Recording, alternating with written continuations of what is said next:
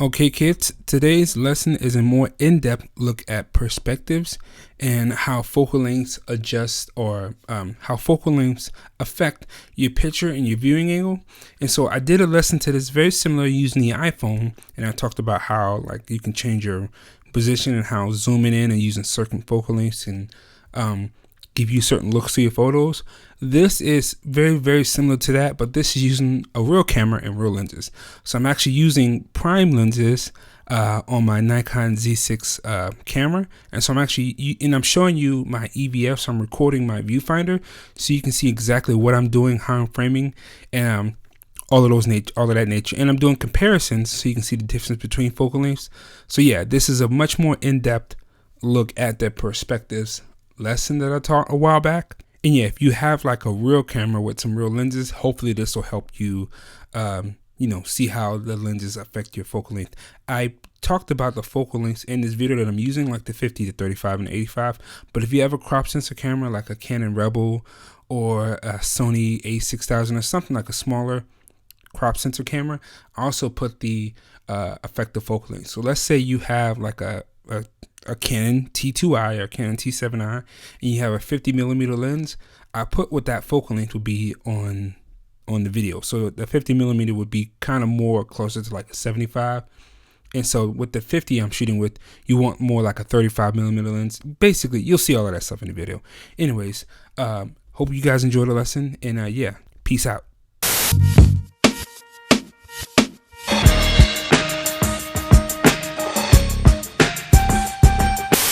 All right, YouTube, we're starting off with the 35mm lens in this first set. And so how I would approach this situation, so let me look through here. All right, so what I'm seeing now is I'm seeing this nice cool background. We have this nice color that pops. We have our model with just black and white. I had her wear black and white. I'm shooting, well, you can see my settings on the screen if you're looking at the EVF. But so the 35 gives me a nice wide frame, so I can get relatively close to her. As you can see here, I'm like fairly close to the model, right? But I can still get all of the scene. So I can get this and this, so I can give some context to where she's at. I can still shoot a low aperture like a f1.8, but still have all of the background in focus. And then I can just start shooting. And so when I use the 35, typically what I'm trying to do is give like an environmental feel, like give like a more organic feel to the pictures where you feel like you're right there with the model. And you can have a lot of context to the scene, and the pictures just feel more immersive, I guess, if that's the word. So, all right, you ready? Cool, let's go. Chin up, perfect. Stay there. Ooh, hold that. Let me back up. Also, I typically tend to shoot low. I tend to bend my feet and shoot from this angle. And this makes the model look taller, gives her like longer legs, gives her more of a dynamic angle to the camera. But you want to be careful not to cut off the feet. Hold that. Perfect. Chin up a little bit. Move this way to the side. Yeah, perfect. Yep. Stay there. Boom. Chin up. Excellent. Push this hip back that way. No. Do what you're doing, but push that hip the other way. Yeah, perfect. Yeah, just like that. Yep, perfect. Chin up. Stay there.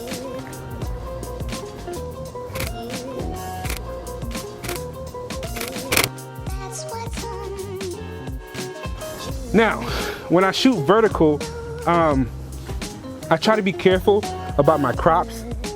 So I don't want her to crop. I typically Okay, so my camera just randomly stopped recording, which is kind of weird, but anyways, basically what I was trying to say is when I'm cropping in camera, you don't ever want to crop at the joints where the joints bend. So like in this situation, I want to crop right there. I want to bring it a little bit tighter, feeling more of the frame. And then if I want to get like more of the scene or more of her body, I would back up and get the full body so that I don't crop at the ankles.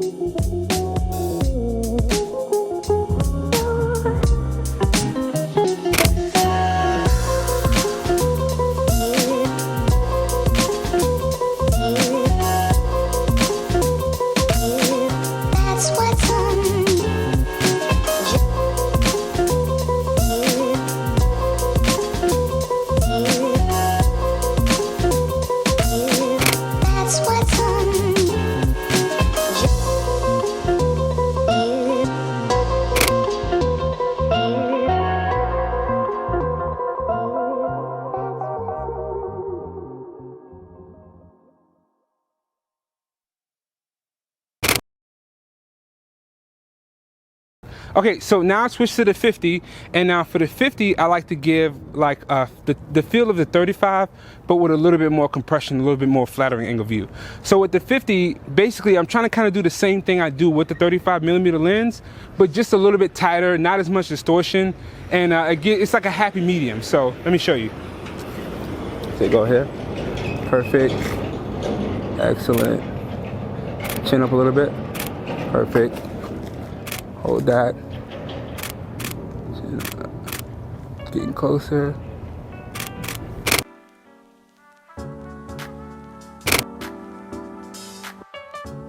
Perfect. Stay there. Let me get back further. Actually, move this way. Actually, come to this thing right here. Put your foot up on like one of them joints. Other foot. Yeah, perfect. And then bring the elbow. There we go. Perfect. And then bring this hand back here. Excellent. Let me move my camera. And perfect. Yep. Hold that. Chin up a little bit.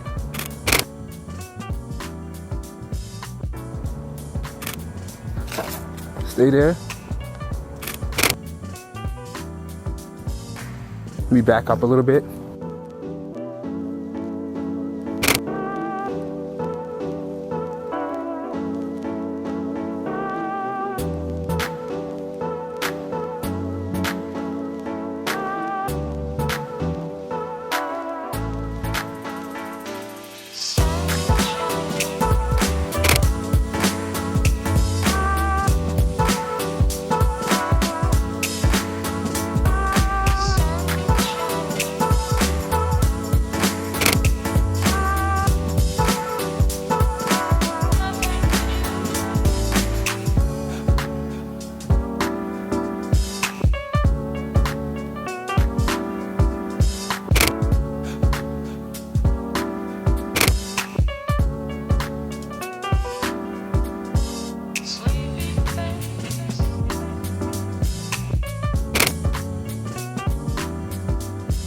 Okay, so let me break this down for you all the way with this visual representation. Here we have the 35mm on the left and the 50 on the right. As you can see, with the model taking up about the same amount of space on both photos, with the 35mm you are able to see more of the background than you can with the 50mm. Now you can get more background into the 50mm image, but then that would require you to back up a bit, which is essentially changing the frame of the entire image. Now in this scene the 35mm works, but if this was a scene where I didn't want as many elements showing up in my background, then as you can see the 50mm pulls the background in closer to compress the frame, and the model also looks a bit more proportional. So hopefully this visual breakdown and explanation helps you understand the visual difference between the two. Okay, so now we switch to the 85mm lens, and now with the 85 makes it more about the model and less about the environment, and it also adds a little compression. So with these shots, you'll notice that like she'll probably do the same pose, but the background will appear a lot closer to her, and the background won't matter as much. It'll be more about the actual model herself and just capturing the model, and also it'll be a much more flattering angle. So her legs won't appear like distorted. Her face will be much more flattering to her body, and so it's just a much more flattering view. But also you have to stand further back, and then like I said, it's just much more about the model and less about the environment. It's more about getting the best, capturing the best attributes of the subject. Right? Yeah. All right, cool. Ready? So same pose. Yes. Perfect. Let me get right here. Let me back up. Stay there. Get low. Chin up a little bit. Boom. Boom. Hold that. Let me not crop you. Whoa, you alright? I feel them biting all over me. Really? Yes. I don't see any. You don't see them? Boy, it's okay. Okay, all right, cool. Good. She's still good. This thing still. I record. All right, cool. Ready?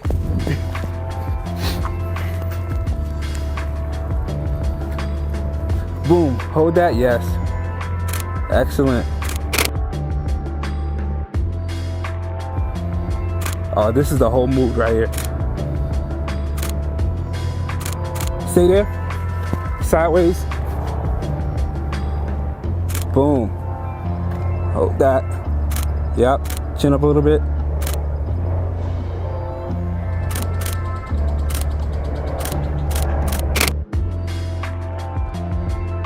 Stay there. Getting closer. Perfect. I love the smell. Yeah, excellent. All of this.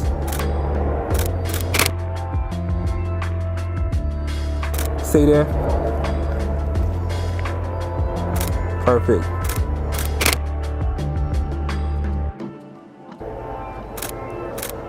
Let me try to bounce some light in there.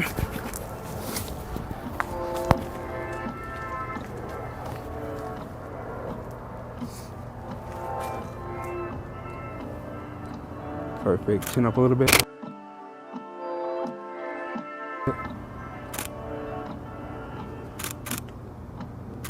Stay there. Okay, so time for another breakdown with the visual representation. Now again, the model's framing is about the same in both images, but with the 85mm you see a lot less of the background elements. And this is what I meant when I said earlier that the 85mm or longer focal length makes it more about the model. It's because your eye isn't wandering around the frame looking at everything else in the photo. Plus, the background appears closer to the model because of the local focal length compressing the image.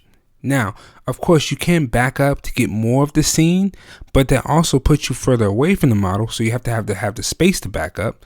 And also it makes the model appear smaller in the frame, which sometimes you can lose the connection with the model, and it can just be more about the scene and less about the model. It just makes it a different feel. Also with the 85mm, the model is more proportioned than with the 50mm, which from a distance isn't that big of a deal. Like the further away you're back, that it's not that big of a deal as far as proportion and distance goes, because the 50 still does a good enough amount.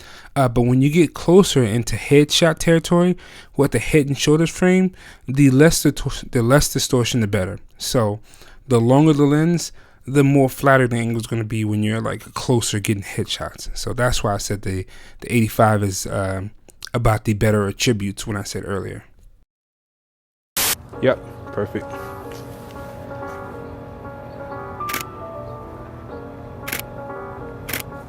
And I'm gonna get even tighter to get a nice headshot of you. Perfect.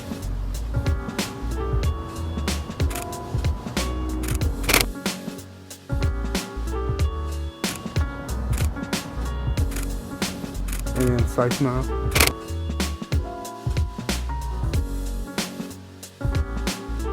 Oh my God, look at you. Oh.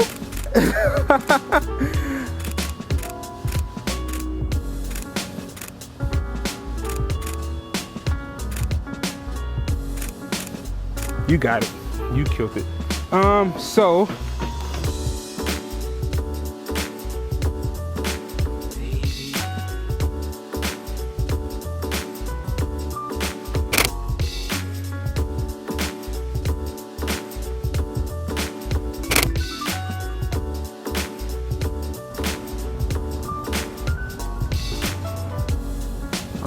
excellent. Oh my God. Oh my God. Bring your flex down a little bit.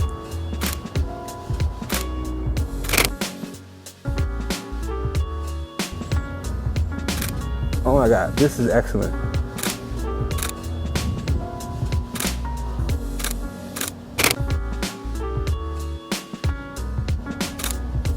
This angle of view. Come up a little bit. Come up a little bit to me. Walk a little bit more. Stop, back up. Stop right there. Actually, turn and look back this way, like turn around like you're looking back.